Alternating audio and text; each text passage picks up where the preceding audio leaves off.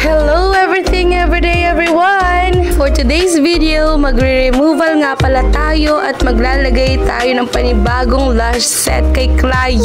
1 month na nga po pala ang kanyang eyelash na yan. Kaya as you can see, mga outgrown lashes na po. Ayan, matataas na po siya. Nakakabit pa pero matataas na siya at gumigewang na po kapag ganyan. Kaya kahit po feeling natin marami pa yung eyelash extensions na nakakabit sa atin, minsan hindi na po siya kayang i-retouch dahil marami na pong outgrown lashes. Kaya kagaya po niyan, sobrang haba na po niya at sobrang taas na niya. Kaya for removal na po talaga siya mga Zai. At dito nga po sa part na to ay nababaran ko na ang kanyang lash extensions ng lash remover. Kaya ayan po, nagtatanggal na tayo ng mga lash extensions ni client. May proper way po talaga ng pagre-remove ng lash extensions at hindi po yan basta-basta binubunot lang. Syempre, Zai, masakit yun. Kasi may na-encounter na akong client before na nagpagawa daw siya sa salon. At yung pag-removal daw nila, binubunot lang po. Walang removal na nilalagay. So, sobrang masakit. And possible po, nasasama ang mga natural lash ni client sa pagbunot. Kaya, madadamage po talaga. Dahil hindi po basta-basta ang pag-removal ng lash extensions. Kailangan dahan-dahan, hinay-hinay, at gentle din sa tummy.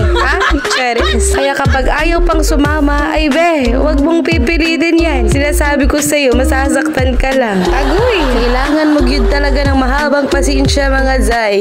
Kasi hindi talaga siya basta-basta. Dahil kung wala kang pasensya, edi wow. Itong si client ko nga po pala ay repeat client ko na siya. Kaya ayan, 1 month na yung kanyang lash set at marami pang natitira. Pero kailangan na po siyang i-removal dahil puro outgrown lashes na. Korean YY lash set nga po pala ang kanyang pinagawa and yun din ang kanyang ipapagawa ulit. And dito nga po mga Zai ay na-remove ko na lahat ng kanyang mga lash extensions and nililinis ko na yung mga natirang glue remover. After nga yan mga Zai, saka natin siya ilalash bath para luminis talaga ng husto ang natural lash ni client bago natin siya kakabitan ng panibago. At ganito po ang itsura ng natural lash ni client after ma-lash bath. O diba, for the linis na talagang first one. At eto na siya, chararan! O diba, pakakang transition mo ante. O diba, pinuri ang sarili. Ay, Diyos me.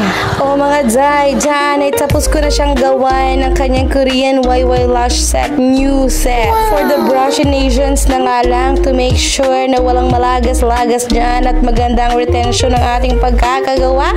And that's all for today mga Zai. This is Vic Me Lashes. Goodbye! Book for an appointment.